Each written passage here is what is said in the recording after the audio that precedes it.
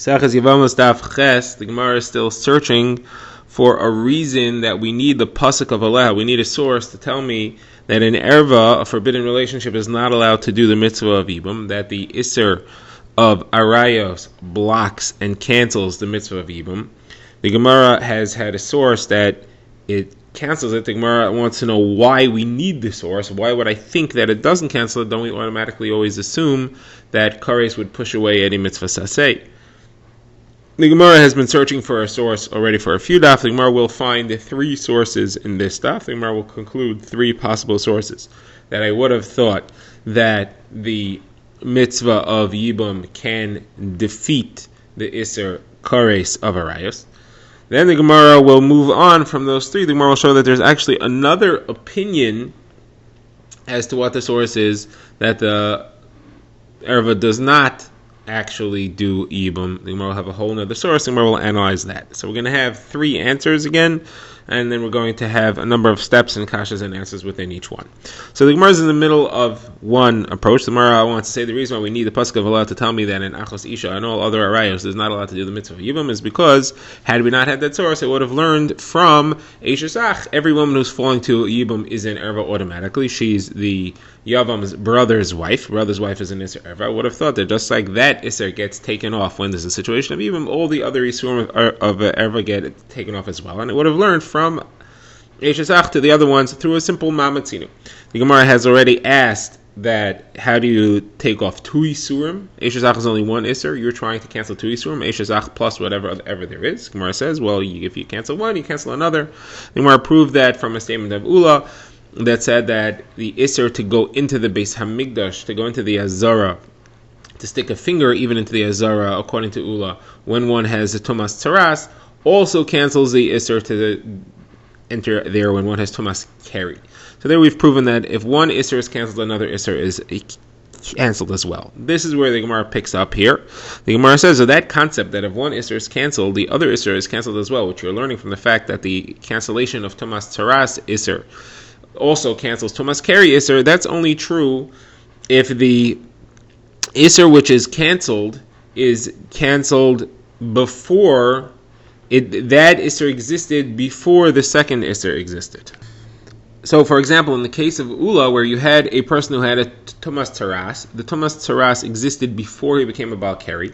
That Tumas Taras is cancelled. If, however, the Keri arrived first, the cancellation of Tumas Taras will not cancel the Tumas Keri as well. Not only that, but in that case also, the Tumas Taras was cancelled before the Keri ever began, because he first got Taras off, and then on the 8th day from getting Taras, he then got Keri, and now he can't go into the Beis Hamikdash. However, had he had the Keri begin while he still had Tumas Taras on him, that is before the 8th day of his Taras purity dawned, then he would never have had a time when he was ever clear of Taras before the Keri began. Then the cancellation of Taras could not cancel the Keri as well. So what we see from this is that the rule that if you have a cancellation of one Isser, it also cancels the next Isser, only exists if the originally cancelled Isser existed first and was cancelled before the second one arrived. So that being the case, you want to tell me that the cancellation of the Isser Eishes Ach also cancels the Isser Achos Isha, or whatever other ever there is, would only work out in one very narrow scenario. That would be where the brother who died married his wife before the brother who remains alive married his wife, and he died before the brother who remains alive married his wife. So let's lay it out. So you have Reuven who married a woman, and he died, and that woman fell to Yibum to Shimon. Shimon is married to that woman's sister. So the woman who's falling to him is now his wife's sister, and she's coming to him as Yibum. But it's got to be that Reuven married her first, because the Isser Eishes Ach on Shimon has to be created first. And it has to be that Reuven actually died before Shimon ever married his wife. That way, the Isser Eishes Ach was actually cancelled when she fell to Yibum before she ever became an Achos Isha. Then, once that Yibum Isser already began, that's when Shimon went and married his wife, which is the sister of the woman falling into Yibum. Now the woman who's falling into Yibum is both in Eishes Ach and in Achos Isha. That would be the only situation in which it would make sense to say that there's an automatic cancellation, and therefore I could learn from Eishes Ach that Achos Isha should be canceled as well, and therefore I need the pasuk of Allah to tell me that you can't do Yibum in a case like this.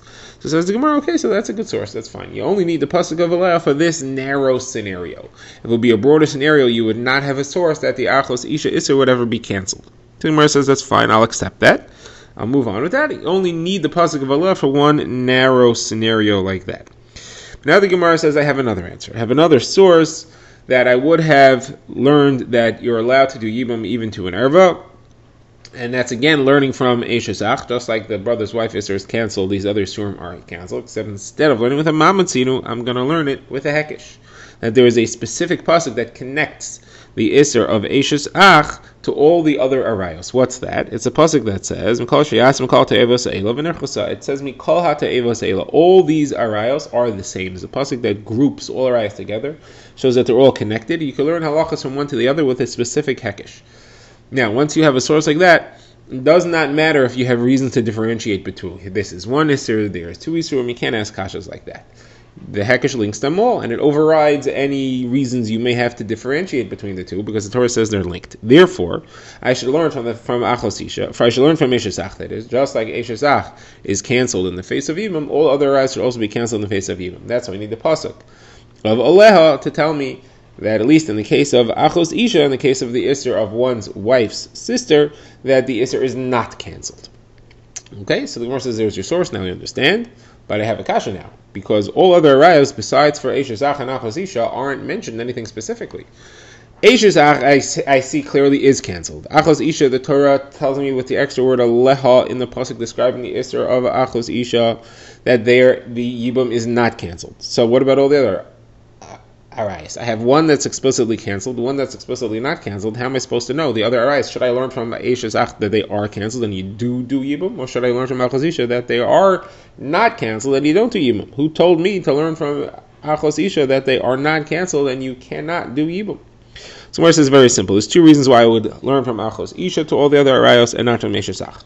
First of all, when I have two ways to go with a Hekesh, I always go the stricter way. So I would always assume that the Isser still applies. It's not cancelled, therefore you cannot do Yibum. The second way is that there's a very strong similarity between all other arayos and Achos Isha that does not exist with Eishes Ach. And that is the case of Eishes Ach. There's only one forbidden relationship between this woman and the brother to whom she's falling to Yibum, and that is the fact that she's his brother's wife. All the other scenarios, there's two. There's both whatever erva she is, like for example Eishes Ach, like for example Achos Isha, and also Eishes Ach. So I'm going to learn from all the other arayos Achos Isha where you have two isurim rather than to Eishes Ach where there's only one isur. All right, that's Gemara's second source. Second reason we need the pasuk of Allah. Now we go to our third source, which is going to be a much longer discussion. Gemara's third source has an entirely different approach. The third source is we do not need a pasuk to tell me that an erva does not do the mitzvah of Yibum. Simple, as we've been saying all along, although it's a mitzvah saseh, the isser that's on it is a lo saseh sheyesh b'kares, is a kares violation, and therefore I would never have dreamed that you should do the mitzvah saseh in a scenario like that. That the erva doesn't get Yibum, that's clear. My whole question was, what about the tzara of the erva? The tzara meaning the co-wife of the erva. That is, Reuven was married to two women, and he died, and they both fall even to Shimon. One of those two women was Shimon's relative. Could have been his daughter, his wife's sister, whatever it is. There's 15 different relationships she could have been. Now, the second wife, the other woman that was married to Shimon, also doesn't get Yibum because she's the tzaras erva. That's what I need a source for. That's what the pasuk of Achos Isha, pasuk of Aleha, written by Achos Isha, is telling me, that the tzara is forbidden as well. Not only the erva herself. Erva herself is obvious, I don't need that. Now the Gemara is going to have 4 kashas on this, and 1 proof. So let's do the proof first. The proof is when the Mishnah lists the 15 women that don't fall to Yibum, it does not say that these women don't fall to Yibum. It says these 15 women pater their tzara. These 15 women take off the Isser from their tzara. It doesn't mention that they themselves are released from the obligation of Yibum. That seems to indicate, like we're saying here, that the fact that they are released is pashut. We don't need a pasuk for that. That's simple because Eina say dachal say sheyesh bakaris. The Mishnah's chiddush is that they even released the tzara, and for that we needed the pasuk of Allah. All right, that's the proof. Now the Gemara has four kashas. The first two are very similar. The first three is that we see mishnayos and sources that seem to say that I do need a source for the tzara, for the ereva herself. One is our Mishnah which said, Ein li Elohi, I only know her. How do I know her tzara? And learn that out from the word litzor. Then we have a brisa that says, Ein li Elohein, I only know them. I only know these 15. How do I know their tzaras? So the Gemara pushes each of these away. The Gemara says, no, each of these is not a kasha. Each of these is talking about, it just says, I only know them because it wants to discuss the tzara. But I don't really need a source to tell me them that the erva themselves doesn't have yiva. I don't really need a source for that. The Mishnah just phrases it like I know them, but how do I know the tzara? But it's not a real source. It means to say the source you're telling me only would work for her herself, not for the tzara. It's not that I really need that source. It's just I'm saying that it should be limited, and you have to tell me another pasuk to expand it. All right. Now the Gemara's third kasha is from Rebbe, who has a different source. Doesn't learn from the word aleha. He has a different source that the iser is canceled. He has a different source that the mitzvah of yibum is canceled when you have a scenario of an erva. He does not learn from aleha. He has a different one, and his source applies clearly both to the tzara and to the erva herself. And according to what we're saying, I don't need a pasuk for the erva herself. That would be kasha. Why does Rebbe give me a pasuk for both? Now, Rebbe's pasuk is from the fact that it says, in describing the mitzvah of yibum, it says l'kacha lo'leisha v'yibma, and there's an extra hey both in the word l'kacha and in the word yibma. One is to tell me that the mitzvah of marrying the yavam is only on her, on one specific scenario. That's where there is no erva iser involved. And the other one is to tell me that it only applies to, that it does not apply to the tzara. The extra hey, meaning he should take her and he should marry her, they are an exclusory, it's excluding someone. So the word l'kacha is excluding an erva, and the word yidma is excluding the tzara of the erva. So Gemara says, why would I need a source for the tzara of the erva? According to what we're saying now, you don't need a source. Why would you need a source for the erva herself? According to what we're saying now, you wouldn't need a source for the erva herself because they have an iser of erva riding on them, and ena seidoch lo say sheish ba kares. So the Gemara answers where it wants to say, no, we didn't need it for her, we just needed it for the tzara. The Gemara says, what do you mean? He gives two psukim. You can't just push away, he gives two sources. So the Gemara says, no, the two sources are not both they aren't really one to tell me that there's no mitzvah of yibum on the erva, and another to tell me that there's no mitzvah of yibum on the tzara. They're really both on the tzara. One is to tell me that there's no mitzvah of yibum on the tzara, and the other one is to tell me that the tzara is only forbidden to a man when she's falling to yibum and she's a tzara of his erva. If she's just was a tzara of his erva without yibum, she's not usher to anybody. Meaning to say as follows: when two women are married to the same man, so they're tzaros on each other, and then they get released from that marriage, either the husband divorces them or he dies, whatever it is, and then those two women, one of them would like to marry Shimon, let's say. So if one of them was an erva to Shimon, the other one is a tsaras erva to Shimon, but there's no yibum happening here.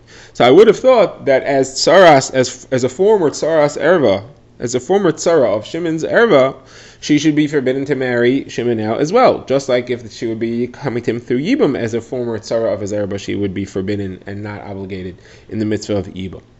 So Gemara says, there I need a pasuk to tell me that that's not true. I need a pasuk to tell me that the Isser of tzaras erva only applies when it's coming from a yibum scenario. It doesn't apply when it's just a random woman trying to marry a random man who happens to be the former tzara of his erva. So what's the source for that? So the Gemara Rashi explains when it says that likacha, it's saying that he's allowed to do yibum to her. It's saying that he's allowed to do yibum to a woman who's not related to him, not to the tzaras erva, and the yibma is saying that this limitation only applies in a place of yibum. If it's not a place of yibum, that limitation does not apply, and he's allowed to marry a tzaras erva. Okay, that concludes the Gemara's third kasha. Now the Gemara goes to its fourth kasha on this, which is going to be a much lengthier discussion. And the fourth kasha, again, we're asking on the source we've said that I only need a pasuk to tell me that the mitzvah of Yibum is canceled on the tsaras erva. I don't need it on the erva itself. So the fourth kasha is that why would I need it on the tsaras erva either? If you're telling me the reason I don't need a pasuk to tell me that the mitzvah of Yibum is canceled in a situation of a erva who's falling to Yibum, because it's an assay going up against a lo saseh sheish bakares. Well, the same thing is true for the tzara of the erva. The tzara of erva is also in a lo saseh sheish bakares, and therefore I would never have a reason to dream that there's a mitzvah of Yibum there. Where is a tzaras erva a lo saseh sheish bakares? Simple. The Torah tells me lo sigach litzor. Yishal chosa lo sigach litzor. You cannot take a woman to be a tzara to her own sister, and not marry one's wife's sister. The word litzoror is an extra word there. Why does it have to say litzor? It should just say ishal chosa lo sikach. The word litzor is to tell me that this applies not only to an achos isha, but also to the tzara of an achos isha.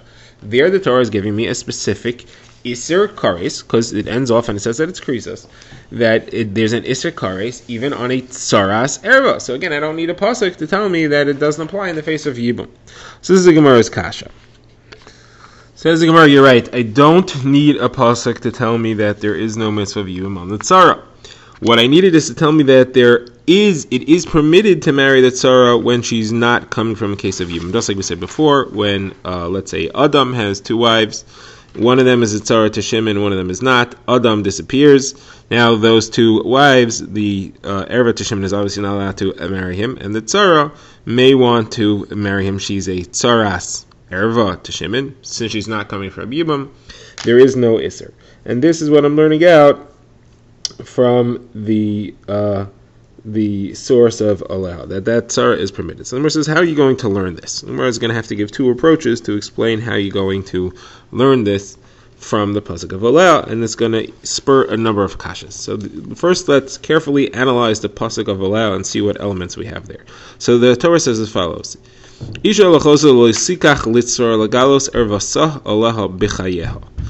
it says that a man may not marry his wife's sister. That's telling me the main isser of achos isha, and I'm allowed to marry the wife's sister. Then it adds the word litzror, which seems to imply that this isser applies even to the tzara, the co-wife of his wife's sister, if they were co-wives in a different marriage. Then it says lagalos ervasa. Ervasa seems to imply that the Isser only applies to the sister, to the wife's sister, and not to the tzara. Those are two contradictory words. It says Aleha we learn from a link to the pasuk describing Yibum, where it says the word Aleha, that we're talking about a case of Yibum here. Then it says B'chayel, that it's in her lifetime. It's got a lot of different elements here. So the Gemara first focuses on the fact that it says Litzra, which sounds like the Isser applies to the tzara. And it also says Aleha, which means we're talking about a case of Yibum. And it seems to be saying the Isser on the tzara only applies in a case of Yibum. But if it's not a case of Yibum, there's no Isser on the tzara of an Achos Isha or any other erva. Okay, so the Gemara says, very nice, I accept that. The problem is that this pasuk is also talking about the Achos Isha herself. It started off saying Isha Achos L'sikach Litzor. So if your understanding is that the word Aleha at the end of the pasuk limits this entire scenario as discussed in the case of Yibum, then the only Isra of an Achos Isha should be in a case of Yibum. You should end up saying that a person is allowed to marry his Achos Isha when there's no Yibum. That's what you're saying, that he's allowed to marry the tzara of his Achos Isha when there's no Yibum, because this pasuk is only talking about Yibum. The pasuk is also talking about the Achos Isha herself. You should also be allowed to marry her when there's no Yibum. Maybe the entire Isser is only in a case where she's falling from Yibum. Someone says that doesn't make sense. Kal v'chomer. If she's not allowed to marry Shimon when she's falling to him in Yibum, and it would be a mitzvah to marry him, she's certainly not allowed to marry Shimon when she's falling to him when she's not falling him to Yibum. She just wants to marry him, and there's no mitzvah. Right? If the mitzvah is aser, then certainly when it's not a mitzvah it would be aser. Someone says, well, that doesn't make sense, because we don't say that in the case of the tzara. The tzara is allowed to marry him when it's not a mitzvah, and she's not allowed to marry him when it is a mitzvah. She's a tzaras erva when it's a mitzvah, but otherwise there's no problem. And that's obviously not a good argument. So the Gemara says, okay, I'll tell you a different reason, I'll tell you a different understanding, a different source, why there is an iser on the erva herself, on the Achos Isha herself, in a case where it's not Yibum. And that's from the word B'chayeh. It says B'chayeh. B'chayeh means during her lifetime. Any time during her lifetime, the Achos Isha is aser. That applies to the Achos Isha herself, not to the tzara. The Gemara says, and it's to teach me that the Achos Isha is always aser, even when she's not coming from Yibum. So Gemara says that's not, you can't do that. The word b'chaya is not extra. It's used for something else. It's used to teach me that the iser of an achos isha only applies during the lifetime of the wife, only when it's b'chayeha, only when it's during her lifetime. You're not allowed to marry your wife's sister when your wife is alive. Once she dies, then the sister is permitted. So Gemara says, no, I don't need b'chaya to teach me that. I can learn that from, it says isha al achoselo sikach litzor. You cannot take her with her sister together. If the original wife is gone, so then the sister is permitted. Gemara says, no, that can't be the source, because if that was the source, then I would think that it's only usher if they're both going to be married to you at the same time. What if the original wife is divorced? Is the sister then permitted? If I'm learning from Mishal Chos, I would say yes. It's only a problem when they're both going to be married at the same time. If the first marriage ends, you're allowed to marry the sister. But that's not true. Therefore, I need the word b'chaya. The word b'chaya to teach me that no, anytime the original wife is alive, even if she's divorced, it's forbidden to marry her sister. The only time it's permitted is if she dies. The wife dies, then you can marry the sister. This is the only time that any of the rayas are ever cancelled. But either way, we lose b'chaya, and we therefore no longer have a source that the Isha herself, the Achos Isha herself, is usher in a case where they're not coming from Yibum. So the Gemara therefore goes to a second alternative explanation of how I learn from this pasuk of Isha l'chosel l'sikach litzar l'gal sarvasa ala b'chaya. Where do I learn from there that the tzara is permitted in a non-Yibum scenario? So the Gemara says the answer is because there's two contradictory sources in the pasuk here. It says litzar, which implies that the isser applies to the tzara of the achos isha, but it says ervasah, only she is forbidden and not her tzara. Contradiction. How do you resolve the contradiction? In some cases the tzara is permitted, in some cases the tzara is forbidden. What would that be? So Gemara says obviously it would be that in a case of a mitzvah the tzara is usher. In a case of a non-mitzvah, the tzara is permitted. Therefore, the isser of the tzara only applies when she's falling to Yibum. In a case where she's not coming from Yibum, there's no isser. So the Gemara says, why do you say it that way? Maybe switch it.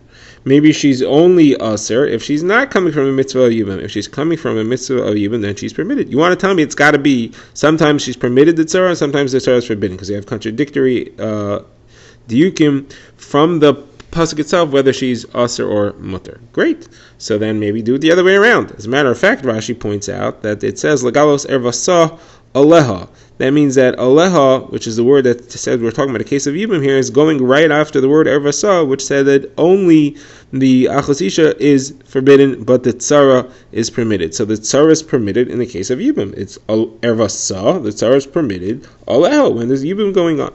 So I should say it that way. So the Gemara gives two answers to that. The Gemara says, the Gemara gives one answer to that. Let's say the Gemara says that if I would not have a pasuk of Aleha, I would have said that on my own. I would have said that there's a contradiction between litzra and arvasa. That means to tell me that sometimes the tzara is permitted, sometimes the tzara is forbidden. Which is which? I would have said, well, obviously, in the case of a mitzvah, it makes more sense that she should be permitted. In the case of a non-mitzvah, she should be forbidden. Therefore, I need the word Allah to tell me, no, we're talking, there's something unusual here, and it's the other way around. The case of the mitzvah is when she's forbidden, and the case of there's no mitzvah is when she is permitted. So I think one has a question over here. We're assuming all along when the Torah says Allah, and that tells me that we're talking about Yibum, that it links to Yibum here, because the word Allah is used in the pasuk describing Yibum, Yevamos Daf Allah. It's to tell me that this pasuk does not apply in the case of Yibum. In the case of, that is the other way. It's to tell me that this pasuk is talking about a case of Yibum, and therefore this Isser applies even in case of Yibum. Maybe it's not supposed to be meant that way. Maybe it's supposed to link it to Allah and just say no. We're not talking about a case of Yibum here. In the case of Yibum, then everything would be fine. Yibum would override this. Yibum would override these Isurim altogether. Because if that would be the case, then you would end up not having a resolution to the contradiction between Litzar and Ervasa. Because you would say that both of them are permitted in the case of Yibum, and both of them are forbidden when there's no Yibum.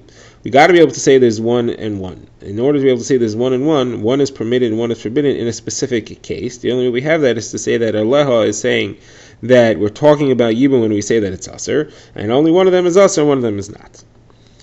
Okay, this concludes the Gemara's discussion as to where you need the source of Aleha. The Gemara now wants to refer back to Rebbe's opinion, which we mentioned earlier, that gives a different source that an Achos Isha, and therefore all the other Arayos, cannot do the mitzvah of Yibum.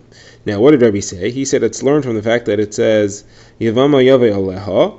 When a woman falls to Yibum, the Yevama should come on to her, L'kacha, should take her, extra hay, Lo Isha, to him as a wife, V'yibma, and he should do Yibum, extra hay again. So what do you need?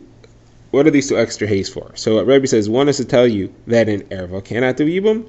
It's limiting. Only a regular woman can do yibum, but not an erva. And the other one is to say that the tzara cannot do yibum. Now the Gemara adjusted this earlier, but now we're going to go to the simple understanding of it, Rebbe. And the Gemara says, where do you see from this anything here about a tzara? It says, Yevama Yave Aleha Ukacha Lo Lisha V'yibma. Talking about the Erva herself. Doesn't say anything about a tzara. That's kasha number one.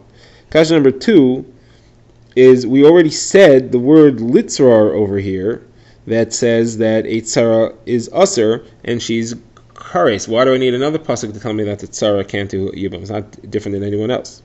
So the Gemara deals with the second question first.